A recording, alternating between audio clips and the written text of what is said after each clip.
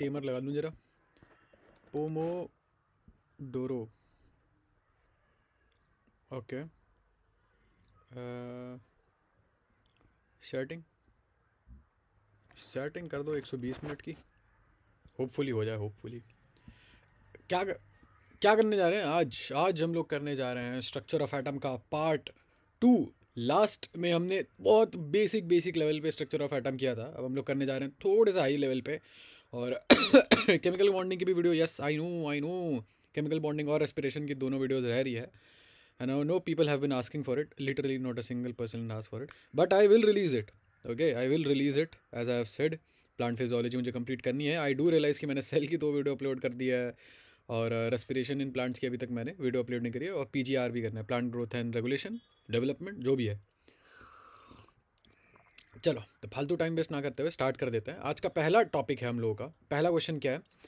Wavelength दे रखी है आपको, एमिशन लाइन दे रखी है ऑब्टेन्ड फॉर लिथियम, किसी चीज़ की एमिशन लाइन दे रखी है। एमिशन लाइन के बारे में हम देखते हैं, आओ देखते हैं। और कुछ आर दे रखा, आर के टर्म्स में हमें आंसर बताना है, आओ देखते हैं। एविडेंस फॉर, ये मेरे हिसाब से इसका की कॉन्सेप्ट है यहाँ पे एटॉमिक स्पेक्ट्रा। की कॉन्सेप्ट है यहाँ पे एटॉमिक स्पेक्ट्रा। होल्ड अप, इसे यहाँ ले आते हैं, इसको यहाँ ले आते हैं, ठीक है, इसको यहाँ ले आते हैं। की कॉन्सेप्ट है आपका यहाँ पे, let me switch to a different colour, atomic spectra, ठीक है। की कॉन्सेप्ट है आपका एटॉमिक स्पेक्ट्रा। अब देखते हैं एटॉमिक स्पेक्ट्रा के बारे में क्या क्या लिख रखा है यहाँ पे। स्पीड डिपेंड करती है, आपकी लाइट की स्पीड डिपेंड करती है। हाँ, मैं बिल्कुल एक एक लाइन पढ़ के मैं समझाने की कोशिश कर दूंगा, ठीक है। और मतलब स्पीड डिपेंड करती है ना किस चीज़ के ऊपर, जो आप मीडियम, जिस मीडियम में आप डाल रहे हो ना, उससे स्पीड ऑफ लाइट डिपेंड करती है। मतलब नॉट रियली, हाँ देखने में आपको लगेगा कि वो धीरे हो गई है, बट स्पीड तो उतनी है, बस उसके बीच में वो आ जा रही है, रोडें आ जा रही हैं, है ना, स्पीड तो भाई की उतनी है। खैर, डिफ्रैक्शन होता है और डिविएशन हो जाता है। और ये भी ऑब्जर्व किया है कि जब आप वाइट लाइट लेते हो और वो प्रिज्म से पास होती है, the wave with shorter wavelength bends more than the one with longer wavelength. देखो, ज़्यादा बेंडिंग होगी जहाँ पे ज़्यादा जहाँ पे ज़्यादा फ्रीक्वेंसी होगी, वहाँ ज़्यादा बेंडिंग होगी। वाई? पहला क्वेश्चन तो यही आ गया आज का। रुक जाओ, पहला क्वेश्चन आ गया आज आपका, ऐसा क्यों होता है? Why does this happen? Why though, ऐसा क्यों होता है? Why different diffractions? Actually shout out to my boy, अच्छा हम लास्ट मतलब मैं वीडियो के लास्ट में कोशिश करूँगा। Shout out to Bhavya Gupta again, my man did it again, okay. Structure of atom ये रहा। अच्छा नहीं, वो तो केमिकल बॉन्डिंग के आंसर्स दिए थे उसने, चलो ठीक है, कोई बात नहीं। तीसरा क्वेश्चन है आज का, तीसरा क्वेश्चन है आज का। क्या यार, पीछे वाले पेज पे कैसे जाते हैं? चलो छोड़ो, तीसरा क्वेश्चन आ जा। Why does some light bend more? Some light bend more, fatherless behaviour. Since ordinary white light होती है, वो वेव होती है, उनमें सारी वेवलेंथ होती है, उनमें विजिबल रेंज की वेवलेंथ होती है ऑर्डिनरी वाइट लाइट में। अच्छा, सारी से मेरा मतलब विबग्योर वाली है। रे ऑफ वाइट लाइट हो जाती है, उसको स्पेक्ट्रम, मतलब आपको पता है लाइट स्प्लिट होकर स्पेक्ट्रम बनाते हैं, ठीक है, अभी तक तो जानी पहचानी इन्फॉर्मेशन है, वो बीच वाली इन्फॉर्मेशन छोड़ के। The light of red colour, red colour की जो लाइट है उसकी सबसे ज़्यादा वेवलेंथ होती है, और वो सबसे कम डिविएट करती है। फिर वायलेट आती है, वायलेट सबसे ज़्यादा डिविएट करती है। Spectrum of white light we can see, अच्छा स्पेक्ट्रम दे रखा है, वायलेट से लेकर रेड तक का वो दे रखा है, फ्रीक्वेंसी दे रखी है। इसको कहते हैं कॉन्टीन्यूस स्पेक्ट्रम। क्यों भाई कॉन्टीन्यूस क्यों कहते हैं? क्योंकि एक के बाद एक के बाद एक के बाद ऐसे लाइटें आती रहती है ना, ऐसे ना, V B G Y O R, एक के बाद एक के बाद एक लाइट आती रहती है, ठीक है। Continuous because violet merges into blue, blue into green and so on. A similar spectrum is produced when a rainbow forms in sky. Similar spectrum produce होता है जब आपका एक रेनबो होता है स्काई में। Remember that visible light is just a small portion of the electromagnetic radiation. When electromagnetic radiation interact with matter atoms, blah blah blah blah blah blah blah, जो भी है आपको पता है, लाइट इलेक्ट्रोमैग्नेटिक रेडिएशन है। और ऐसा होता है, देखो ये पहली इंपॉर्टेंट चीज़ आई है अभी तक की। लाइट अगर किसी चीज़ पे पड़ती है तो लाइट के पास है एनर्जी। लाइट के अंदर होते हैं फोटॉन्स, ठीक है। अगर मैं देखूँ तो लाइट के अंदर होता है फोटोन। फोटोन पड़ता है किसी चीज़ के ऊपर, ठीक है। फोटोन जैसी लाइट के ऊपर फोटोन, लाइट पड़ी फोटोन पे, फोटोन निकल के आ जाता है बाहर। फोटोन निकल के आ जाता है, सॉरी, फोटोन पड़ा अगर किसी चीज़ पे तो उसको एनर्जी मिलती है, और अगर इनफ एनर्जी है, एक पॉइंट पे इनफ एनर्जी है तो वो बाहर निकल के आ जाएगा। ये बात मुझे समझ में आ रही है, ठीक है। With high energy these are in unstable state, वो अनस्टेबल स्टेट में पहुंचे, ठीक है, ठीक है, ठीक है। और अगर उसको वापस से, अब देखो अगर आपने ये इसको बाहर कर दिया, अब इसकी एनर्जी का डिफरेंस इतना है, अब ये आपको पता है एक्साइटेड हो रखा है तो अनस्टेबल हो जाएगा। जितनी ज़्यादा एनर्जी उतनी ज़्यादा अनस्टेबिलिटी, ठीक है। जितनी ज़्यादा एनर्जी उतनी ज़्यादा अनस्टेबिलिटी हो जाएगी। तो अब ये ऊपर आ गया, अब इसको क्या करना है, अब इसको वापस नीचे आना होगा। तो जब ये नीचे आएगा ना तो फिर ये कुछ एमिट करेगा, ये फिर अपनी लाइट एमिट करेगा। बात तो सही है, बात तो सही है, ये कुछ लाइट एमिट करेगा उसको। हाँ तो वो अलग, अब देखते हैं, चलो एमिशन एंड एब्जॉर्प्शन स्पेक्ट्रा देखते हैं, ठीक है। स्पेक्ट्रम समझ गए, कॉन्टिन्यूस लाइट का कलर, ठीक है। रुक जाओ, इसको ना यहीं लाने दो मुझे। आपको पता है स्पेक्ट्रम होता है V, B, G, Y, O, R. किसी लाइट में मान लो कि ये तीनों की तीनों चीज़ें हैं किसी लाइट की फ्लैश, मतलब किसी लाइट की रे में मान लो, चलो मान लो कोई ऐसी चीज़ है, ठीक है। मान लो आपने ये लाइट डाली और कोई ऐसी चीज़ है ना जो अब्जॉर्ब कर रहा है, जो ऐसे अब्जॉर्ब कर लेता हो, सिर्फ और सिर्फ पर्टिकुलरली ग्रीन कलर। तो इसका फिर ना स्पेक्ट्रा कंटिन्यूस नहीं हो जाएगा, इसका डिसकंटिन्यूस हो जाएगा, ठीक, समझ गए। तो वो फिर लाइट जो आएंगी आपके पास वी बाई जी होगा नहीं, क्योंकि जी अब्जॉर्ब हो गया, वाई ओ आर दूसरी साइड से निकल के आ रहा है। तो ये अब्जॉर्प्शन स्पेक्ट्रा होता है। खैर, आपने एटम और मॉलिक्यूल जिन्होंने अब्जॉर्ब कर लिए हैं ये रेडिएशन, इलेक्ट्रोमैग्नेटिक रेडिएशन से, इनका फैंसी वर्ड है फोटोन या लाइट वगैरह के लिए। खैर, क्योंकि इलेक्ट्रोमैग्नेटिक रेडिएशन लाइट के अलावा भी तो चीज़ें होती है ना, रेडियो वेव वगैरह भी होती है, इसलिए उन्होंने रेडिएशन का वर्ड यूज़ किया। अगर आपने एमिशन स्पेक्ट्रम दिखाना है तो एनर्जी सप्लाई हो जाती है सैंपल बाय हीटिंग और इरेडिएटिंग इट। या तो आप हीट कर दो या तो इरेडिएट कर दो, and the wavelength of the radiation emitted, wavelength of the radiation emitted as the sample gives up the absorbed energy is recorded, ठीक है। अब as the sample gives up the absorbed energy, क्या what energy supplied, पता नहीं ये to. अगर आपको emission spectrum निकालना है तो फिर देखो ये एक्साइटेड हो गया। अब मान लो वो चीज़ जो एक्साइटेड हुई तो उसके पास सिर्फ और सिर्फ एक कलर है जी। अब हम देखेंगे जब वो एक्साइटेड से नॉर्मल स्टेट पर जाएगा ना, तब देखेंगे वो क्या एमिट करता है। तो सिर्फ और सिर्फ जी एमिट करेगा वो, तो उसका ये रिकॉर्ड कर लिया जाता है कि अच्छा इसने सिर्फ और सिर्फ जी एमिट किया, और इसने इसका अब्जॉर्प्शन स्पेक्ट्रा अलग है और एमिशन स्पेक्ट्रा अलग है ऑब्वियसली। जो जब इसने अब्जॉर्ब किया था तो जी मिसिंग था, जब ये एमिट कर रहा है, जब अपने अंदर से दे रहा है, जब ये अपने अंदर से निकाल के दे रहा है तो सिर्फ और सिर्फ जी प्रेजेंट है। तो आई होप आपको ये बात समझ में आई हो। अब्जॉर्प्शन स्पेक्ट्रम हुआ photographic negative of an emission spectrum. उसका उल्टा मान लो फोटोग्राफिक, गंदा है, बन गया हीरो। कंटिन्यूम और फिर रेडिएशन इस पास, मतलब बहुत रेडिएशन पास की जाती है, एक सैंपल जो अब्जॉर्ब करता है रेडिएशन एक सर्टन वेवलेंथ की। The missing wavelength which correspond to the radiation absorb by the matter leave dark space in bright continuous spectrum. Missing wavelength which corresponds to the radiation absorb by the matter. अच्छा अच्छा अच्छा अच्छा अच्छा। फिर आप जब ये उस साइड से निकलता है तो जाहिर सी बात है एक डार्क, मतलब उस साइड से जब निकलेगा तो जब जी रुक गया तो जी की जगह एक डार्क स्पॉट हो जाएगा, कोई कलर ही नहीं होगा वहाँ पे। समझ रहे हो ना आप? आई होप आपको समझ में आ रही हो ये बात। इसको कहते हैं स्पेक्ट्रोस्कोपी। बिल्कुल एक एक लाइन भी समझने की जरूरत नहीं है, but you should get the general idea. Spectrum of visible light as was continuous as all wavelength of the visible light. पहले विजिबल लाइट कंटिन्यूस थी, ठीक है। लेकिन जब एमिशन स्पेक्ट्रम देखते हैं हम लोग कि क्या निकला है, वो कंटिन्यूस नहीं होती। क्यों? क्योंकि भाई वो कुछ ना कुछ अब्जॉर्ब कर लिए, कुछ ना कुछ अब्जॉर्ब करके निकालती है ना वो। Rather they emit only at specific wavelength with dark spaces between them. कुछ कुछ जो जो उसने अब्जॉर्ब किया वही वो एमिट करेगा, बाकी सब डार्क होगा। इसको कहते हैं लाइन स्पेक्ट्रा और एटॉमिक स्पेक्ट्रा। ये मैं क्यों कर रहा हूँ, लेकिन इसका पॉइंट क्या है, वाई, ये इसको बोल दिया आपने एटॉमिक स्पेक्ट्रा। एटॉमिक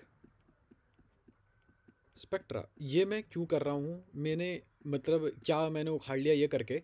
इससे ना मुझे एक फ़ोटोग्राफ मिल गई। अच्छा, मतलब अगर मैं बताऊँगा कि ये चीज़ गैस, ये जो गैस है हाइड्रोजन है। पहली बात तो मुझे पता कैसे चलेगा? देख के पता चलेगा, सोच लो। कुछ है, कुछ कलर है उसका? कलर नहीं है। रंग सकता हूँ मैं, अगर रंग दूँ तो पता चल जाएगा। तो ये रंगने का तरीका ही तो है, उसको मार्क करने का तरीका ही तो है। उसके थ्रू गैस, हाइड्रोजन के थ्रू, हाइड्रोजन गैस में आप कुछ पास करा रहे हो, फिर देख तो फिर उसका एब्जॉर्प्शन स्पेक्ट्रा देखोगे कि वो क्या क्या कलर एब्जॉर्ब कर रहा है या क्या क्या कलर दे रहा है। दोनों दोनों ही इसमें से एक कुछ कर लो। ये पता लगाने का तरीका, this is identification tactic. Line emission spectra क्या बहुत ज़्यादा इंपॉर्टेंट है इलेक्ट्रॉनिक स्ट्रक्चर के लिए। अच्छा, ये हर एक एलिमेंट होता है उसका एक यूनिक एमिशन स्पेक्ट्रम होता है ऑब्वियसली। सब अलग अलग तरीके से अब्जॉर्ब, सब अलग अलग तरीके से उल्टी करेंगे। कैरेक्टरिस्टिक लाइंस होती है एटॉमिक स्पेक्ट्रा की, वो आप केमिकल एनालिसिस में यूज़ कर सकते हो अननोन एटम निकालने के लिए। सही बात है। फिंगरप्रिंट, मैंने क्या बोला, मैंने फोटोग्राफ बोला था, ये फिंगरप्रिंट है, ठीक है, okay. Exact matching of lines of the exact matching करोगे तो आपको पता चल जाएगा कि ठीक है, ये जो आपने अननोन सा एलिमेंट लिया या एटम लिया, ये कौन सा एटम था, ठीक है। जर्मन केमिस्ट रॉबर्ट बंजन, शायद बंजन बंजन के नाम पर ही था, उन्होंने सबसे पहले ये चीज़ें डिस्कवर करी थी। कुछ एलिमेंट होते हैं, rubidium, caesium, thallium, indium, were discovered when their mineral were analyse bye.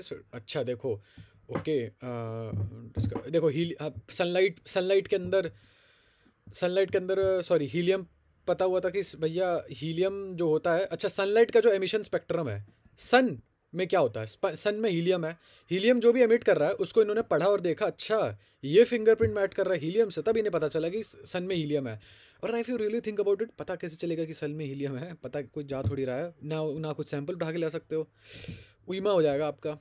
चलो, अब आपको पता चल गया। अगर आपको कुछ भी सन में नहीं आया तो इतना सन में आ जाना चाहिए कि ये एक तरीका है पता लगाने का कि जो चीज़ मैंने हाथ में ली है, ओके, जो एलिमेंट मैंने हाथ में लिया है, जो एटम मैंने हाथ में लिया है, वो क्या है, वो ठीक है।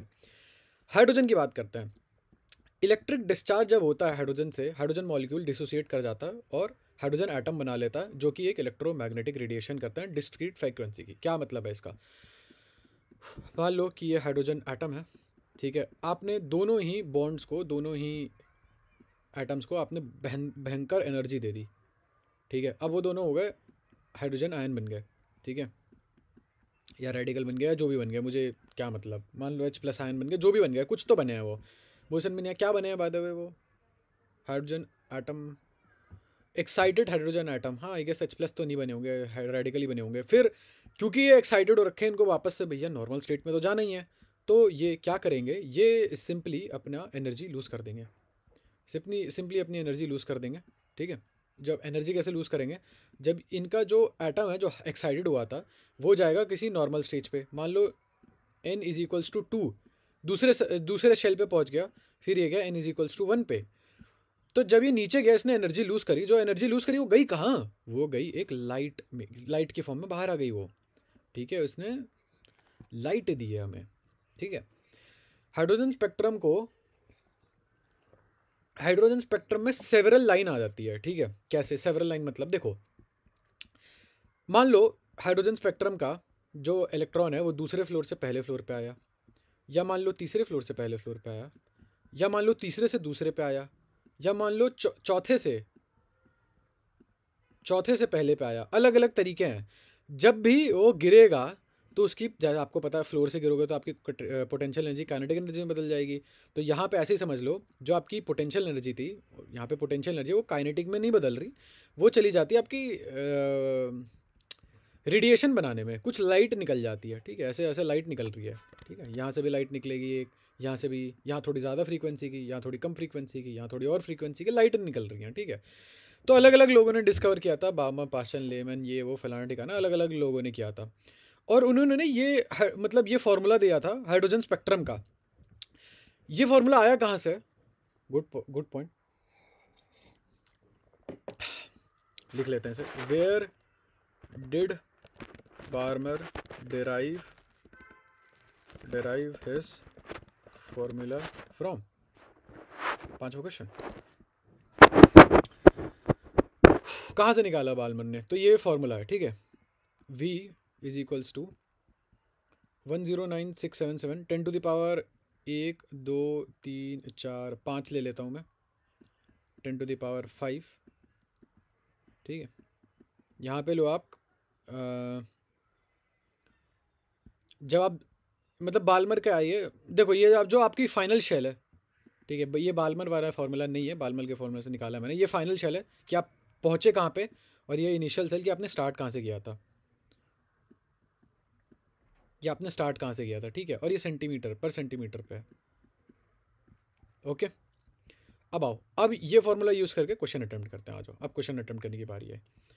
एमिशन स्पेक्ट्रम बताओ लिथियम का 2+ during an electronic transition from इतना टू इतना। देखो ऐसा है कि ये बाय द वे ये हाइडरबर्ग कांस्टेंट है। अब तुम कहोगे यार अभी हमने हाइड्रोजन के लिए पढ़ा, लिथियम का कैसे फार्मूला होगा, तो एक्चुअली ये आइसो इलेक्ट्रॉनिक स्पीसीज़ हैं, H+ का भी इतना ही है, और ये जो ये फार्मूला है ये आप किसी भी उसमें लगा सकते हो जो हाइड्रोजन मॉलिक्यूल जैसा हो, H+ जैसा दिखता हो, ठीक है, H+ जैसा दिखता हो। अब लिथियम प्लस भी H+ जैसा ही है by the way, hydrogen helium lithium, तो हाइड्रोजन प्लस पे बना तो एक स्टेप उसने पीछे लिया, लिथियम ने 2 स्टेप पीछे लिया, 1 2, तो मतलब पहुँचे तो एक ही आइसो इलेक्ट्रॉनिक स्पीसीज ही हैं, ठीक है, तो फार्मूला यूज़ कर सकते हो। खैर मुझे क्या बताना है, मुझे क्वेश्चन में क्या पूछा गया था, वेवलेंथ बतानी है ना, ये वेव नंबर है, वेव नंबर 1/λ होता है, तो ये मैं ऐसे कर देता हूँ 1/λ इज इक्वल्स टू 10⁵, ठीक है। मैं कहाँ से कहाँ तक कूदा हूँ, मैं कूदा हूँ इस क्वेश्चन में सेकंड फ्लोर से फर्स्ट फ्लोर तक, तो मैं पहुँचा हूँ फर्स्ट फ्लोर पे, तो 1 का स्क्वायर हो गया 1, माइनस मैं कूदा हूँ सेकंड फ्लोर से, तो 2 का स्क्वायर हो जाएगा 4। ये सेंटीमीटर में है, मुझे आंसर किस में चाहिए।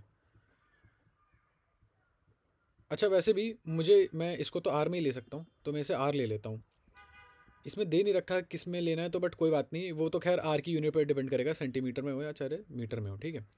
तो ये हो जाएगा, जैसे रुक जाओ, इसको 1/λ ही रखो अभी के लिए, करने की ज़रूरत नहीं थी, ये 10/5 ही रखो इसको, या सॉरी इसको आर लिख लेता हूँ मैं अब, ठीक है। 1 - 1/4 होगा आपका 3/4, ठीक है, और लैम्डा फिर हो जाएगा आपका 4r/3, sorry 4/3r, 4/3r, 4/3r। Dam, इतनी मेहनत करने के बाद भी कुछ गलत ही कर दिया।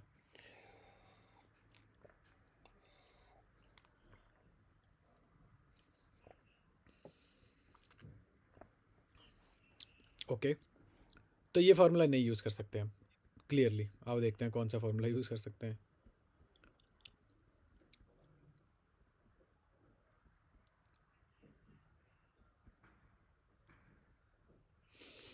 There must be some other formula जो कि मुझे यहाँ यूज़ करना चाहिए था और जो कि मैंने नहीं यूज़ किया। क्या क्या हो सकता है, वो क्या हो सकता है, how and what. Oh oh oh okay, नहीं तो कुछ और है। मुझे ऐसे भी लग रहा है, मुझे यहाँ पे क्या करना चाहिए था, ये फार्मूला है किस चीज़ का वैसे, ये जो फार्मूला मैंने निकाला है किस चीज़ का फार्मूला था, ये जो मैं फार्मूला अभी तक यूज़ कर रहा हूँ कि फार्मूला है किसी वेव नंबर का है ना, हाँ तो सही तो है, क्या दिक्कत है। Barmer series the only in hydrogen spectrum, ठीक है, can be describe all hydrogen spectrum can be describe by this, ऐसे कर सकते हैं, ठीक है।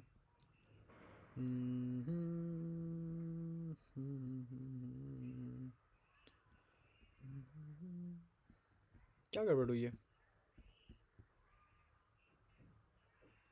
4/3r नहीं है, 4/27 आ रहा है, how but how, somebody tell me how is that, मतलब क्या गड़बड़ की है मैंने, एक बार इनका सोल्यूशन देख लेते हैं, मे बी इनके सोल्यूशन में हो ऐसा कुछ, ये बता देंगे। तो अपेरेंटली मुझे यहाँ पे राइडरबर्ग कांस्टेंट के साथ z² भी मल्टीप्लाई करना है, I don't not know why, but ठीक है ये कह रहे हैं तो मानना पड़ेगा। या z क्या है by the way, atomic number है, और लिथियम आता है नंबर 3 पे, तो 3 का स्क्वायर हो गया ये, आई डोंट नो, मुझे ये बात पता नहीं थी, मैं हाइड्रोजन मान के चल रहा था, बट ठीक है ओके फाइन, माय बैड, हो सकता है ऐसा हो, आगे बढ़ो। Value for Rydberg constant is 109677, यही तो है। The scientist who propose the atomic based on the, देखो एटॉमिक मॉडल किसने दिया था, क्वांटाइजेशन पे शायद से नील बोर ने दिया था, क्वांटाइजेशन पे नील बोर ने दिया था, हाँ नील बोर ने दिया था। Wave number for the longest wavelength transition in the Balmer series of atomic hydrogen, Balmer series कौन सी होती है, आओ देखो बाल्मर सीरीज़ क्या कहती है, बाल्मर सीरीज़ आपको ये पहले तो सीरीज़, इस सीरीज़ का नाम क्या है, सबने ना ये जो सीरीज़ है सबने डिस्कवर की थी अलग अलग। बाल्मर सीरीज़ ये थी कि आप जब सेकंड पोजीशन पे एंड अप करते हो, सेकंड फ्लोर पे जाते हो, फर्स्ट जब आप कहीं से भी फर्स्ट फ्लोर पे आओगे ना, कहीं से भी, मुझे मतलब नहीं है कहाँ से, लेकिन फर्स्ट फ्लोर पे अगर आओगे, सेकंड से आओ, थर्ड से आओ, फोर्थ से आओ, तो वो लेमन सीरीज़ थी। जब आप फर्स्ट फर्स्ट उस पे आती हो, फर्स्ट उस पे आते हो, फर्स्ट फ्लोर पे उतर के फर्स्ट फ्लोर पे आते हो, जब लेकिन जब सेकंड फ्लोर पे आते हो उतर के, चाहे वो थर्ड से हो, चाहे वो फोर्थ से हो, चाहे वो फिफ्थ फ्लोर से हो, जो भी हो, मेरे को उससे मतलब नहीं है, आते जब आप हो तो उसका नाम होता है बाल्मर सीरीज़, ठीक है। यानी कि आप एंड अप करो सेकंड फ्लोर पे, मुझे उससे मतलब नहीं है स्टार्ट कहाँ से करा। अब बताओ उसमें लॉन्गेस्ट वेवलेंथ कहाँ से आएगी, मुझे पता है, मुझे फ्रीक्वेंसी का पता है कि जितना कम एनर्जी में गैप होगा उतनी कम फ्रीक्वेंसी। भाई यहाँ से यहाँ देखो, थर्ड से सेकंड में गया मैं तो ज़्यादा एनर्जी नहीं निकली, फोर्थ से सेकंड में गया तो बहुत ज़्यादा एनर्जी निकली, फिफ्थ से सेकंड में गया तो उससे भी ज़्यादा एनर्जी निकली। मेरे कहने का ये मतलब है कि एनर्जी गैप जितना कम होगा उतनी फ्रीक्वेंसी कम होगी, जितनी फ्रीक्वेंसी कम होगी आपको पता है उतनी ज़्यादा वेवलेंथ बढ़ जाएगी, क्योंकि C is equal to lambda into v.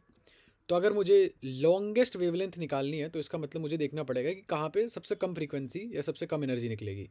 तो ये है वो जगह जहाँ सबसे कम एनर्जी निकलेगी। आओ देखते हैं, थर्ड से लेके सेकंड तक की जंप है, तो उस समय लैम्डा क्या हो जाएगा मेरा, लैम्डा निकालना है मुझे, वेव नंबर निकालना है, चलो तो लैम्डा हो जाएगा मेरा 10⁵ सेंटीमीटर में निकालना है क्या, मीटर पे निकालना है, चलो कोई बात नहीं, इंटू 1/4 2 का स्क्वायर माइनस मैंने स्टार्ट कहाँ से किया था 3 से, तो 1/3 का स्क्वायर 9, और ये हाइड्रोजन ही है तो ठीक है, पर सेंटीमीटर, सेंटीमीटर को मीटर में कन्वर्ट करूँगा तो 10⁻⁻2 हो जाएगा, ठीक है। ये ऊपर जाएगा, अब मीटर में ही है तो ये जब ऊपर जाएगा तो कुछ और हो जाएगा, 10⁻⁻², तो ये हो गया 10⁻⁻7 मल्टीप्लाई बाय 9 माइनस 4 हो जाएगा 5/9 4 36, ठीक है। इसको 50 बना लेते हैं, 10⁻⁶ करके इसको 50 बना लेते हैं, 50/36, 50/36 1 पॉइंट समथिंग इंटू 10⁻⁶ मीटर हो जाएगा। ये देखो ऐसा कुछ है, 10⁻⁶ से 1.5 और 1.3, अरे यार चलो इसको 15, इसको 35 कर लेते हैं, 5 से डिवाइड करो तो ये हो जाएगा 10/7, 10/7 हो गया 1.3 हो गया 4, 1.4 के सबसे ज़्यादा करीब है आपका, ये 1.3 है, अरे क्या है यार, ये क्या है। अच्छा रुको रुको, मैंने इसे कम नहीं, मेरा आंसर बढ़ गया, 1.3 होगा ऐसा आंसर, चेक कर लूँ। ठीक है यार, सॉल्व कर लेते यार, 50/36 को सॉल्व कर लेते, मैंने नहीं किया, मन नहीं था मेरा, क्या करूँ मैं। एक सेकंड, ऐसे कैसे हो सकता है, लेकिन देखो मैंने डिनोमिनेटर कम किया इसलिए मेरा न्यूमरेटर बढ़ के आया, तो मेरा एक्चुअल आंसर और कम आना चाहिए था। नहीं वेट होल्ड अप, मैंने डिनोमिनेटर कम कर दिया, इसका मतलब मेरा जो भी आंसर आया वो बढ़ के आया, तो जो भी आंसर आया था उससे कम ही आना चाहिए था, 1.3 नहीं आना चाहिए था यहाँ पे। अरे 50/36 कर लेना यार, इतना क्लोज तो आ ही गए थे, वट एवर यू से। 50/36, चलो कोई बात नहीं, नो इश्यूज नो वरीज। 33, देखो वेवलेंथ है, स्पेक्ट्रल लाइन की वेवलेंथ दे रखी है इतनी 16/15R, वैल्यू बताओ कहाँ से, लेमन सीरीज़ में, लेमन मतलब आप फर्स्ट फ्लोर पे आए, लेकिन कहाँ से आए, कहाँ से फर्स्ट फ्लोर पे आए कहाँ से, ये बताओ मुझे, N2 को बताना है, यानी कि आपको पता है, फाइनल पता है कि आप फर्स्ट फ्लोर पे आए हो, लेकिन कहाँ से आए हो ये नहीं पता आपको, ठीक है। कहाँ से आए हो, मेरे हिसाब से आए हो आप शायद सेकंड फ्लोर नहीं, मेरे हिसाब से सेकंड या फोर्थ फ्लोर से आए हो, देखते हैं, चलो देखते हैं।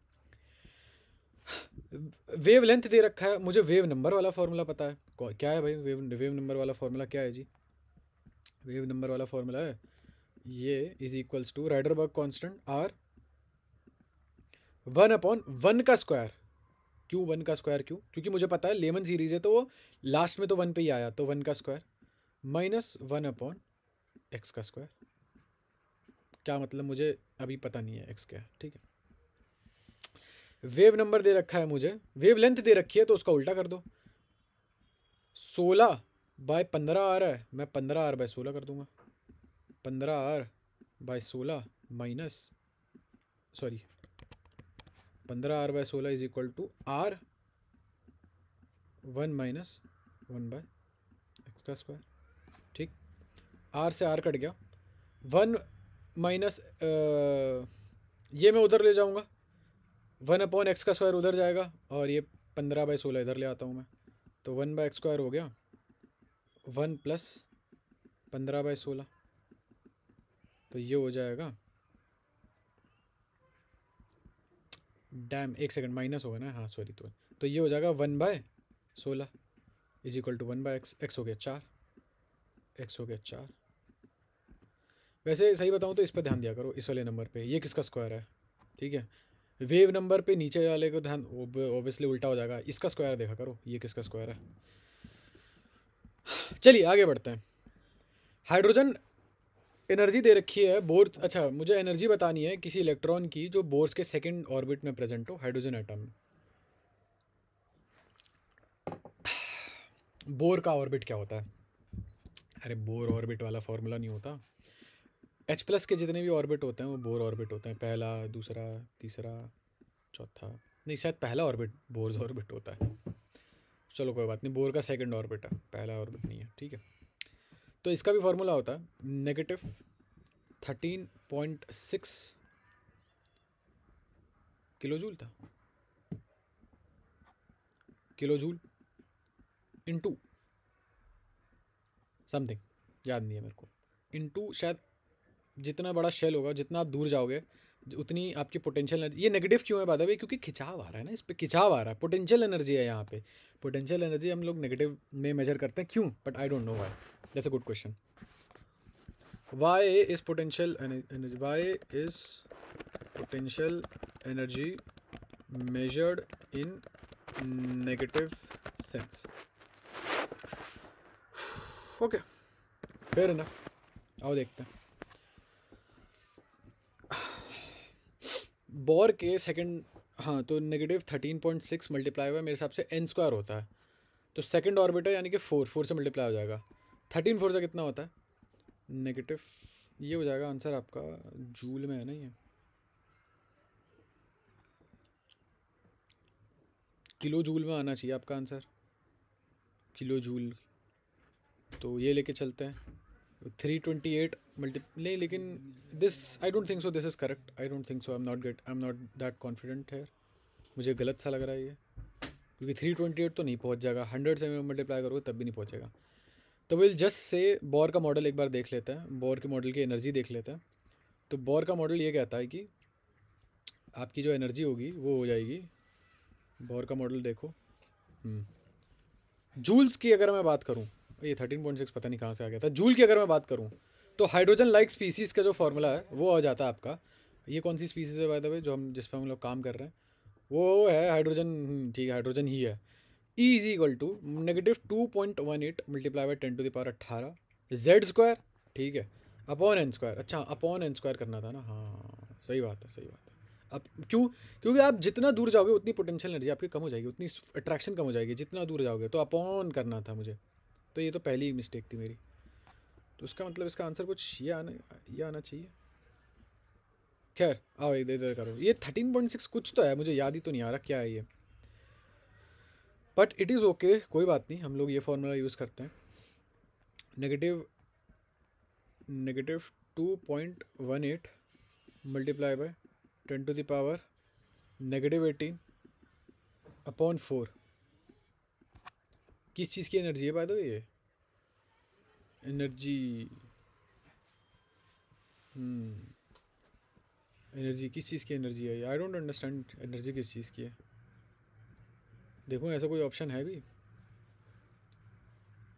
लेकिन ये क्या बताएगा आपको, ये तो मुझे बताएगा उस किसी एक पर्टिकुलर एटम की बताएगा, ठीक है, और ये तो बात हो रही है मोल की, पर मोल की, मतलब यहाँ पे मेरा आंसर आएगा जूल्स में, ठीक है, ओके ठीक है, तो अब क्या करूँ मैं, देखो मुझे चाहिए पर मोल में, ठीक है, एक एटम की एनर्जी इतनी है तो पर मोल की कितनी होगी, मल्टीप्लाई बाय 6 इंटू 10⁻23, ये मुझे कैसे पता एक एटम की है, लिखा है यहाँ पे एक एटम की है हाँ ठीक है, लेकिन मुझे यहाँ पे पर मोल की चाहिए, ठीक है, समझ रहे हो ना मुझे, तो पर मोल के हिसाब से चाहिए मेरे को, एक मोल की कितनी होगी, तो इतनी मेरे हिसाब से ऐसा कुछ होगा, तो ये हो जाएगा 2, अच्छा इसलिए 13.6 होता है। ओह डैम, अब सर मैं 13.6 क्यों याद आ रहा था मेरे को। ठीक है, तो 2.18 लगभग, ये इसको 2 मान लेते हैं, तो ये 2 से इसे 3 मान लेते हैं। 3 × 10⁻⁸ में क्या करना है भाई, 5, तो ये हो जाएगा लगभग 300 किलो जूल के हिसाब से।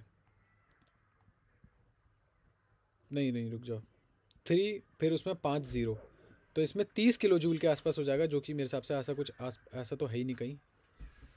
Let's go with this. इसके अलावा मुझे कोई आंसर दिख नहीं रहा है, कोई भी आसपास का आंसर नहीं दिख रहा है मेरे को। ठीक है यही है, एक ज़ीरो आगे पीछे हो रहा है, वो कहाँ हो रहा है मुझे देखना पड़ेगा, कहीं तो हो रहा है 1 ज़ीरो आगे पीछे। चलो कोई इशू नहीं है, कोई बहुत बड़ी दिक्कत नहीं है। शायद मैंने अप्रॉक्सीमेशन ली है शायद यहाँ पे, इसलिए हो रहा है। एक मोल कितना होता है, how much is 1 mole, I have to go check it out, how much is 1 mole, how much is 1 mole. 23 है यार, ये क्या दिक्कत है। चलो होगा, कोई इशू होगा, अभी तो इतना तो पता चल गया। एनर्जी बताओ, सेकंड ऑर्बिट में हो आप, अच्छा सेम क्वेश्चन, तो ये अभी तो यही किया। आगे बढ़ो, नेक्स्ट क्वेश्चन, वेलोसिटी बताओ इलेक्ट्रॉन की सेकंड शेल में है। ठीक है, हाइड्रोजन एटम दे रखा है उसका, और सॉरी सेकंड शेल। अब देखो ये जो इलेक्ट्रॉन है, अब मेरी बात ध्यान से सुनो, ये जो इलेक्ट्रॉन है, ठीक है, ये रहा इलेक्ट्रॉन। ठीक, मान लो कि ये हाइड्रोजन का न्यूक्लियस है, गंदी ड्राइंग थी। ठीक है, ये उसका पहला शेल है, और फिर ये उसका दूसरा शेल बना लेता हूँ मैं, ये उसका दूसरा शेल है। ठीक है, ये गोल गोल गोल गोल गोल गोल गोल गोल घूम रहा है। ठीक है, ये गोल गोल गोल गोल गोल गोल गोल गोल घूम रहा है, क्या करूँ मैं। अब इसके पास कुछ एनर्जी होगी, मुझे इतना तो पता है मैं इसकी एनर्जी कैलकुलेट कर सकता हूँ, लेकिन वेलोसिटी कैसे कैलकुलेट करूँगा। अच्छा इसके पास क्या है, वो एनर्जी क्या है, वो एनर्जी देखो कायदे से देखा जाए तो मैं कहूँगा इस पार्टिकल को, ये वाली एनर्जी है उसकी पोटेंशियल एनर्जी। बट क्या मैं ये नहीं कह सकता कि उसकी काइनेटिक एनर्जी भी होगी, कह तो सकता हूँ चाहूँ तो देखो पहले उसकी एनर्जी क्या होगी, पहले उसकी एनर्जी हो जाएगी, पहले तो हो जाएगी उसकी negative negative 2.18 into 10⁻18 -18, second shell में है ना वो, 10⁻, -18, श्योर, हाँ हाँ ठीक है सही है, मल्टीप्लाई बाय Z², Z तो 1 है क्योंकि हाइड्रोजन की बात कर रहे हैं, अपॉन शेल कौन सा है, दूसरा शेल है तो 4, ये तो उसकी एनर्जी हो गई। ये किस चीज़ के बराबर हो गई, तो मेरा मन कर रहा है यहाँ पे मैं half equal is equal to half mv² लगा के देख लूँ, शायद क्या पता आंसर आ जाए, बट देखता हूँ कोई और फॉर्मूला हो, क्या पता। उसकी एनर्जी वेलोसिटीज़, हाँ देखो, it is also possible to calculate the velocities although the precise equation is not given here, qualitatively increase with the formula नहीं दे रखा, बट हाँ कहा तो है कि हाँ आप कर तो सकते हो, निकाल तो सकते हो, एनर्जी निकाल तो सकते हो। अब एनर्जी का फॉर्मूला देखो भाई, एनर्जी क्या कहता है, एनर्जी क्या कहती है, मेरा मन तो है मैं इसे हाफ mv² लगा के देख लूँ यहाँ पे।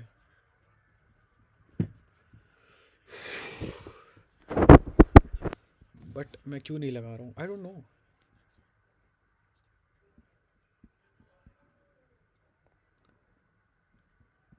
आई रियली वॉन्ट टू, बट मैं यहाँ लगा क्यों नहीं रहा हूँ, that's a damn good point.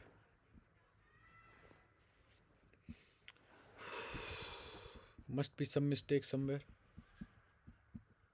ला के देख लेते हैं ना, फिर देखेंगे क्या है, नहीं समझ में आया तो।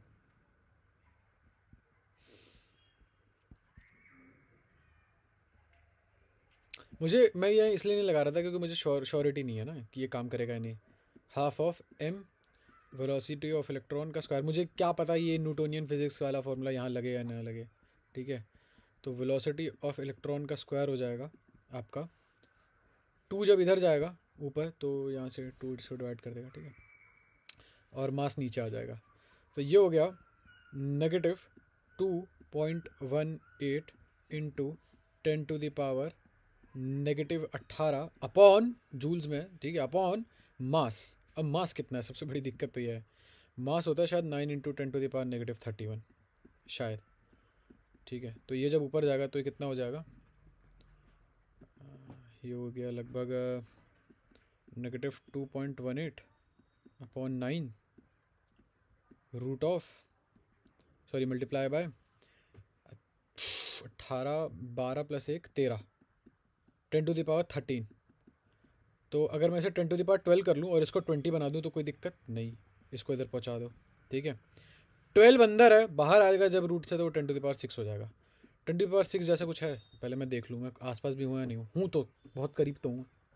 अच्छा ठीक है, मुझे ऐसा लग रहा है ये हो गया लगभग 21.8, ठीक है 21.8, ठीक है अपॉन 9, ठीक है। ये मोटा मोटा √2 मान लो इसको, रूट ऑफ 2, 9 2 से 18 होता है, बट 2 से हल्का सा ऊपर मान लो। 2 का रूट होता है 1.44, 1.44 से ये हल्की सी ऊपर होगी इंटू 10⁻6। देखते हैं 1.44 से सबसे करीब कौन है। 1.44 के सबसे करीब है 1.88, ये उससे छोटा है, ये उसके करीब है, ये तो भैया 10 है तो बहुत ऊपर है, ये तो 18 है। Let's go with number 3। Dam 1.094 है, 1.094 है। आओ देखते हैं देखते हैं क्या गड़बड़ हुई है यार, देखते हैं क्या हमने फॉर्मूला सही यूज़ किया। ओके वेलोसिटी के प्रॉपर फॉर्मूला है क्या यहाँ पे? बात तो वही है ना, जो मैं कर रहा था वही तो चीज़ है ये।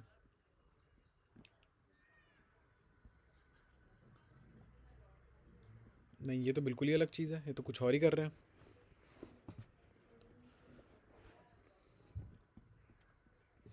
ये क्या है, Z/N/M।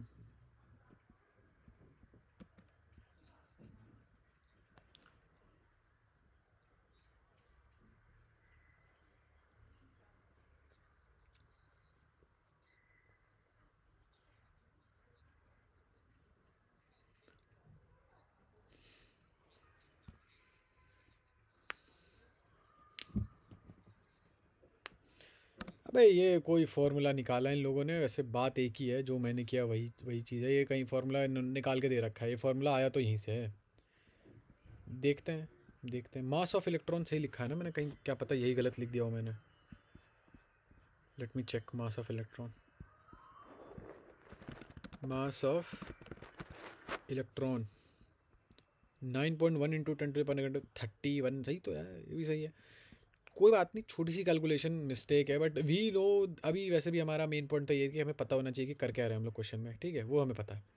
बोर थ्योरी कहाँ एप्लीकेबल नहीं है, या तो हाइड्रोजन लाइक स्पीसीज में। हाइड्रोजन है ठीक है, बेरिलियम 3+ भी हाइड्रोजन लाइक स्पीसीज है। मतलब मैं ऐसे करता हूँ अगर मुझे याद बात करना हो तो, hydrogen, helium, lithium, beryllium, boron, ठीक है इन सबों में ही लगता है वैसे तो usually.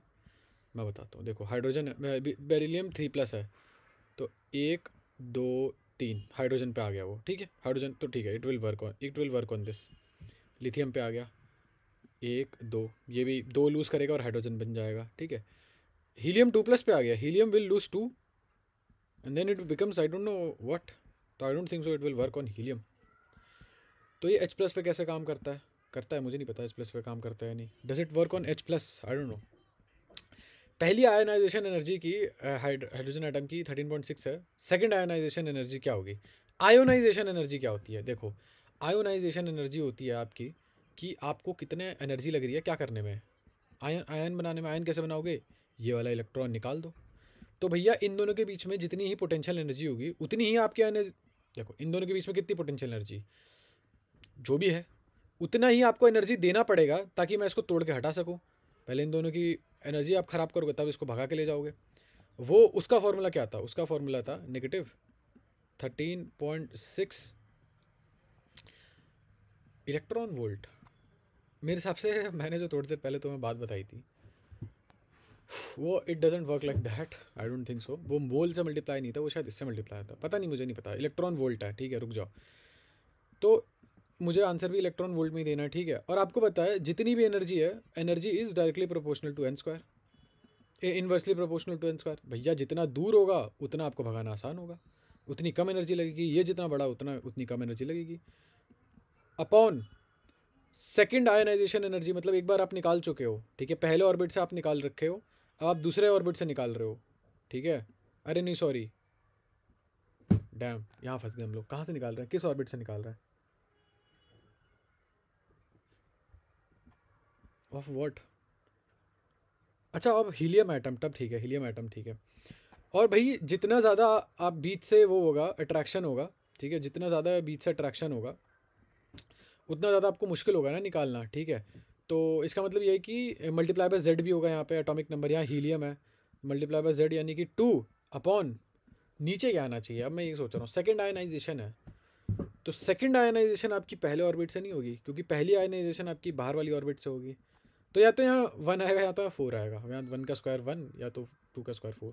Let's do with that. 6 point something electron volt है, जो कि नहीं है आंसर, तो इसका मतलब ये 1 ही आएगा फिर। या अब ये 26 के आसपास है आंसर, 27.2 है।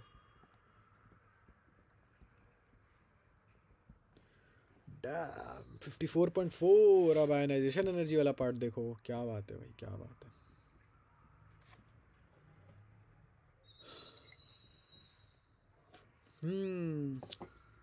आयोनाइजेशन एनर्जी,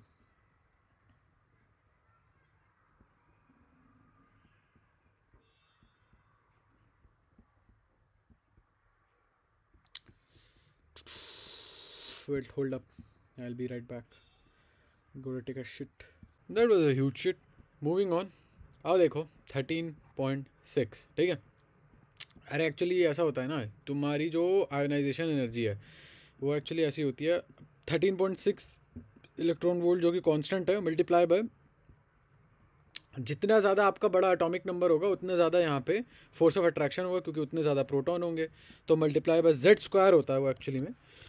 तो हीलियम है तो हाइड्रोजन हीलियम 2, एटॉमिक नंबर 2 है, उसका स्क्वायर हो जाएगा तो ये 4 हो जाएगा, मल्टीप्लाई 4 अपॉन सेकेंड आयनाइजेशन है। एक्चुअली देखो ये उसका न्यूक्लियस है, ये उसका पहला शेल है, ये उसका दूसरा शेल है, 2 इलेक्ट्रॉन है, पहला यहाँ से निकल गया फर्स्ट आयनाइजेशन। सेकेंड आयनाइजेशन में मेरे हिसाब से n=1 होगा, मेरे हिसाब से, मैं श्योर नहीं हूँ। तो 13 4 जा 4 3 12 4 1 4 52 के आसपास होगा, या इसका आंसर 52 के आसपास क्या 54.4 है आंसर, ठीक है। इसलिए आंसर हम लोग का पहली बारी में गलत आया था। इलेक्ट्रॉन जब होते हैं जो एल शेल में आते हैं, शेल हायर एनर्जी से, we got a series in the spectrum, this series is called, I don't know L shell क्या होता है, मुझे नहीं पता। एल शेल कौन सा होता है, एल शेल भी होता है क्या, लेमन सीरीज हो सकती है, कहाँ लिखा है एल, n=1 दे रखा है, मे बी एल शेल मतलब लेमन सीरीज ही होगी, एल से लेमन हो सकता है। लेट्स गो विद लेमन, हाँ let's go with that. Oh Balmer series होता है, ठीक है, हो सकता है LMNOPQ ऐसा होता हो। एक बार सोल्यूशन देख लेते हैं, कोई हार्म या फाउल नहीं है सोल्यूशन देखने में। Let's see the solution. Hello बच्चों, हेलो हाय, KLMNOPQ, अच्छा अच्छा, के मतलब पहला है, ठीक है, तो KLMNOPQ विच मीन्स के पहला आता है, यानी कि सबसे पहले लेमन आता है, उसके बाद बाल्मर आता है, ठीक है, make sense. Question number 40, a species having only 1 electron has ionization energy इतना, number of proton its in its nucleus will be, उसके पास सिर्फ और सिर्फ एक इलेक्ट्रॉन है, तो क्या हो सकता है वो, पहले मतलब देखो, मतलब मैं अगर बोल देता कि सिर्फ और सिर्फ एक इलेक्ट्रॉन है तो ऐसा हो सकता था कि हाइड्रोजन भी है वो, लेकिन फिर भी कंफर्म करने में तो कुछ जा नहीं रहा है, तो एक बार कंफर्म करके देख लेते हैं। कंफर्म कैसे करेंगे, आयनाइजेशन एनर्जी उसकी पहली has ionization energy, I will assume कि ये पहली आयनाइजेशन एनर्जी है, ठीक है। तो 11810 इंटू 10⁻³ जूल्स, क्योंकि किलो जूल्स में दे रखा है, is equals to -13.6 electron volt है ये ध्यान रखना, multiply by what, multiply by Z, मुझे नहीं पता कि जेड कितना है, तो मैं भी जेड लेके चलूँगा, अपॉन आई विल अज्यूम कि ये पहली आयनाइजेशन एनर्जी है, ये कितनी भी आयनाइजेशन एनर्जी है मुझे नहीं पता, तो अभी मैं इसको 1 लेके चलूँगा, 1 का स्क्वायर 1 ही होता है, ठीक है। जेड हो गया 11810 अपॉन -13.6। अब ये इलेक्ट्रॉन वोल्ट में, इलेक्ट्रॉन वोल्ट को जूल में कैसे कन्वर्ट करेंगे, -13.6 को मैं जूल में कैसे कन्वर्ट करूँ,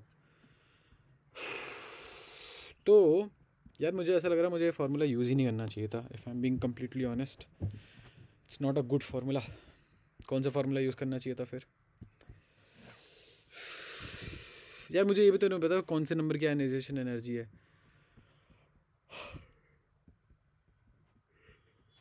लेट्स चेक। शायद मुझे ये वाला फार्मूला यूज़ कर लेना चाहिए था, वो भी तो एनर्जी बताता है। सही बात है। एक्साइटेड इलेक्ट्रॉन नहीं है, वो भी एनर्जी। चलो ये वाला, ये क्योंकि ये जूल्स में, मैं ये वाला यूज़ करके देखता हूँ, ठीक है। यहाँ पे एनर्जी भी तो यही होता है, Z square upon n square, या जेड अपॉन एन स्क्वायर होगा फिर। वैसे भी यहाँ तो वन ही है, तो छोड़ो छोड़ो, तो अभी Z upon n square, n one मान के चल रहा हूँ मैं। और नीचे क्या था? 2.18 इंटू 10⁻⁻18, 2.18 आयनाइजेशन एनर्जी है, तो ऑब्वियसली नेगेटिव का साइन पॉजिटिव में हो जाएगा, क्योंकि नेगेटिव साइन होता तो होता कि ठीक है कितनी पोटेंशियल एनर्जी है। आयनाइजेशन एनर्जी होता है जितनी भी आपकी, मतलब जितनी एनर्जी उसके पास है ना, मैं उतनी बाहर से दे दूँ ताकि वो आयनाइज हो जाए, ठीक है। तो ये नेगेटिव साइन जो आएगा वो पोटेंशियल एनर्जी का साइन आएगा, ठीक है। इंटू 10⁻⁻18 तो ऊपर जाएगा इंटू 10⁻+18 हो जाएगा, ठीक है। भाई साहब ये तो कुछ ज़्यादा ही लंबा वो नहीं आ गया? किलो जूल पर मोल भी तो है, ये एक मोल पे है। और ये जो फार्मूला मिलता है ना, ये होता है पूरे के पूरे उसका, किसका? एक मोल का ये है, ठीक है। एक मोल की एनर्जी ये है। मुझे एक एटम की एनर्जी पता चल जाए अगर, तो ये हो जाएगा 11810 इंटू 10⁻18 अपॉन 2.18। अब ये पर मोल की एनर्जी है, मतलब एक मोल में इतनी एनर्जी है, तो एक उसमें कितनी होगी? मोल को मैं एक्सपेंड करके लिख दूँ, यहाँ पर मोल मतलब यहाँ पे मोल आना था, और मोल को मैं लिखता हूँ 6 इंटू 10⁻23, ठीक है। ऊपर गया ये 11810, ये लगभग 12-13 के आसपास आएगा आंसर, 12 या 13 के आसपास जितना भी आंसर है, ठीक है। मल्टीप्लाई बाय 13 से थोड़ा सा ऊपर, मल्टीप्लाई बाय 10⁻⁻5, है ना। इसको +5 बनाना है अगर, तो 1 2 3 4, फिर कुछ गड़बड़ आ रही है। अच्छा हाँ, 10⁻3 भी तो था यहाँ पे, किलो जूल भी तो था। तो 8 + 3 कितना हो जाएगा? 21। 21 माइनस, तो ये 10⁻⁻2 होगा बस, ठीक है। +3 भी था। तो अगर मुझे -2 हटाना है तो मैं 1 2 जाऊँगा, तो ये 118/13 हो जाएगा आंसर। 118/13 इंटू 6 2 12, 12 से थोड़ा सा ऊपर, चलो 13 भी नहीं तो 14 मान लो यार, उसमें क्या है। इंटू यहाँ पे सब खत्म, है ना। Okay, I am again not very comfortable, क्योंकि ये तो थोड़ा लंबा नंबर आ रहा है, थोड़ा बड़ा नंबर आ रहा है। 4 4 यहाँ हाईएस्ट नंबर जो है वो भी, even that is not usable. अच्छा हाँ, ये भी तो सोचो, एक और बात सोचो कि यहाँ पे शायद जेड स्क्वायर आएगा, है ना। क्योंकि जेड स्क्वायर लेते हैं, Z square upon n square लेते हैं, और एन में 1 मान के चल रहा हूँ, मुझे नहीं पता क्यों मैं इस क्वेश्चन में एन में क्यों 1 मान के चल रहा हूँ, मुझे नहीं पता, कोई मुझे बता देना डाउट में। तो ये जेड स्क्वायर आया ना मेरा, जेड स्क्वायर आया, और ये फिर भी कितने कितने के बराबर है? अगर ये 114 भी है तब भी कितने के बराबर है ये? 114 मल्टीप्लाई बाय 7, नहीं मल्टीप्लाई बाय 8, 8 करके देखें। 8 3 24, ठीक है। 8 1 8 + 2 10, तो 114 मल्टीप्लाई बाय 9 ही देखते हैं। 9 4 56, 9 1 9 + 5 14, 146। तो ये 8 और 9 के बीच में कहीं आ रहा है आंसर। लेट्स गिव इट 8 दे देते हैं, क्योंकि अगर ये 13 होता तो 8 के आसपास आता। 13 8 कितना होता? 1181 है ना, ये 1181 है, तो 120 ही मान लो। 120 अपॉन ये लगभग 9 या 10 के, इन सब 9 मान के चलता हूँ मैं, 9 या 10 के हिसाब से होगा ये। मैंने इसको 12 मान लिया, इसको 120 मान लिया, तो ये 10 हो गया, तो इसे 9 मान लो, क्या फ़र्क पड़ रहा है। और जेड हो जाएगा आपका 3। 3 मेरा क्लोजेस्ट आंसर 3 आ रहा है। डैम भाई, तुक्का भाई, एजुकेटेड गेस मारा यार, एजुकेटेड गेस मारा। आयनाइजेशन एनर्जी का formula 1312 into Z square upon n square होता है। इनका 1312 आ रहा है, अरे ये एक्चुअली ये मल्टीप्लाई हो गया ना, ये 13 मल्टीप्लाई हो गया 6, ये दोनों चीज़ें मल्टीप्लाई हो गई होंगी। अरे ये सब नंबर याद मत किया करो, नंबर याद करके क्या करोगे। Next question please. जब आपका इलेक्ट्रॉन हाइड्रोजन जो आपका इलेक्ट्रॉन है वो हाइड्रोजन एटम जंप करता है चौथे फ्लोर से पहले फ्लोर तक। The number of different spectral lines emitted are. अच्छा देखो, अब देखो यहाँ पे पॉसिबिलिटीज़ कितनी कितनी आती हैं आपके पास 4 फ्लोर है, ठीक है, 1 2 3 4, ठीक है। पॉसिबिलिटीज़ देखो, वो चौथे से, ठीक है, चौथे से जाए किस पे पहले, हो सकता है चौथे से सीधा तीसरे पे जाए, ठीक है, मान लो 4 3 2 1, ठीक है। अब मान लो वो चौथे से जाए दूसरे पे, मान लो चौथे से जाए पहले पे, ठीक है, चौथे से इधर, चौथे से दूसरे पे, चौथे से हो सकता है पहले पे जाए, ठीक है। 3 तो पॉसिबिलिटीज़ ये हो गई। अब आपको लगेगा बस इतनी तो पॉसिबिलिटी है, हो सकता है चौथे से, हो सकता है वो फिर तीसरे से, नहीं वेट रुक जाओ, हो सकता है चौथे से दूसरे पे चले जाए, क्या पता, हो सकता है हाँ, चौथे से गिर के दूसरे पे जाए, ये भी तो हो सकता है। 4 पॉसिबिलिटीज़ हो गई। ऑप्शन क्या क्या दे रखा है, हो सकता है इस पे गिरे, या चौथे से दूसरे पे गिरे, या चौथे से पहले पे गिरे, ये हो सकता है हाँ। Jump from n to the electron jump from, तो कितनी पॉसिबिलिटीज़ हो रही हैं मेरी यार। अब मैं थोड़ा कंफ्यूज हूँ कि हो सकता है चौथे से तीसरे पे जाए, तीसरे पे दूसरे पे जाए, दूसरे से फिर पहले पे जाए, ये भी तो हो सकता है। मतलब मुझे बेसिकली ये दिखाना है क्या कि चौथे से सीधा 1 पे काउंट कर सकता हूँ, शायद मैं ये काउंट नहीं कर सकता। ऐसा नहीं कर तो सकता हूँ, देखो हो सकता है चौथे से दूसरे पे जाए फिर पहले पे आए, नहीं नहीं, हाँ दूसरे से, हाँ हाँ हाँ हाँ, ठीक है ठीक है ठीक है ठीक है। हो सकता है चौथे से तीसरे पे जाए और फिर तीसरे से दूसरे पे जाए, तीसरे से दूसरे पे जाए, ठीक है, ये भी हो सकता है। और हो सकता है कि फिर दूसरे से पहले पे आए, और ये भी हो सकता है तीसरे से पहले पे आए, तीसरे यहाँ से जंप करके यहाँ जाए। बहुत सारी पॉसिबिलिटीज़ हैं। अभी कितनी काउंट कर ली, 1 2 3 4 5 6, 6 काउंट कर ली, देखते हैं 6 है या नहीं आंसर। आपको देखना नीचे आने के नए नए तरीके देखना आपको, ठीक है, नीचे आने के क्या क्या तरीके हैं बस ये देखना। हेलो बच्च, ये फॉर्मूला है n-1/2, तो वैसा वो कर लो, या तो जैसा मैंने कहा वैसे दिमाग चला लिया करो। चलो आओ देखते हैं अगला क्वेश्चन, कुछ क्वेश्चन और करेंगे फिर बंद करते हैं।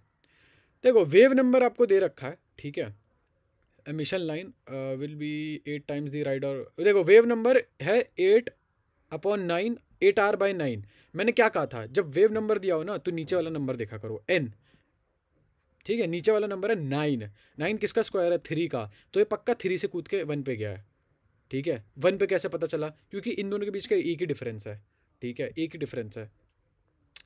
अगर आपको ये चीज़ समझ में नहीं आई तो कोई बात नहीं, मैं सॉल्व करके दिखा देता हूँ। वेव नंबर दे रखा है उसने, ठीक है, वेव नंबर दे रखा है कि 8r/9 है, वो 8/9 मल्टीप्लाई बाय आर एक ही बात होती है। फिर यहाँ पर आर है 1/3 का स्क्वायर कितना है जी, सॉरी सॉरी सॉरी, किस पे गिरा, कि कहाँ से कहाँ तक गिरा है, रुक जाओ। If the electron jumps from, अच्छा, if the electron jumps from, अच्छा यहाँ पे एक्चुअली मैं बताता हूँ क्या इशू है। यहाँ पे ये इशू है, बस आपको 8/9 दे रखा है, आपको ये नहीं बता रहा कहाँ से कहाँ जंप किया है उसने। खैर जो भी है, एक्स और वाई ले लेते हैं, ठीक है, एक्स स्क्वायर माइनस 1/y²। तो आप क्या कर सकते हो यहाँ पे, या तो यहाँ पे बैठ के सॉल्व करो, ठीक है, ये जो क्वाड्रेटिक इक्वेशन बन के आएगी यहाँ पे उसको बैठ के या तो सॉल्व कर सकते हो। दो दो ऑप्शंस आपके पास, या तो उसको बैठ के सॉल्व करो जो कि जिसमें बहुत टाइम लग जाएगा आई एम श्योर, या तो आप वैल्यूज़ पुट करके देख लो, ठीक है, 3 और 1 की वैल्यू पुट करो, 10 और 1 की वैल्यू पुट करो, 9 और 1 की वैल्यू पुट करो, पुट करके देख लो, जो आपको सही लगे वही आंसर है, जो आपको सही लगे, क्या बात है। रेडियस पहले बोर ऑर्बिट का ये है, radius of first orbit of lithium plus. देखो बोर ने जो मॉडल दिया था ना, बोर ने जितने भी फॉर्मूला मॉडल फलाना ठिकाना दिए, वो सारे के सारे वर्क करते हैं सिर्फ और सिर्फ पर्टिकुलरली हाइड्रोजन लाइक स्पीसीज के लिए, ठीक है।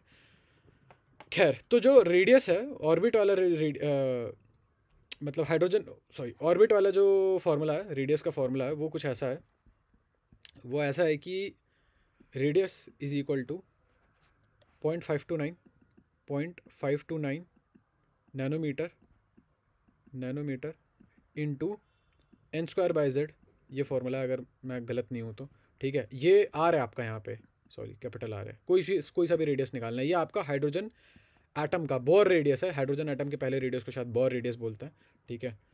हाँ ठीक है, the radius of the first Bohr orbit of hydrogen atom is R, ठीक है, ये स्मॉल आर है, ये फॉर्मूला है बाद में।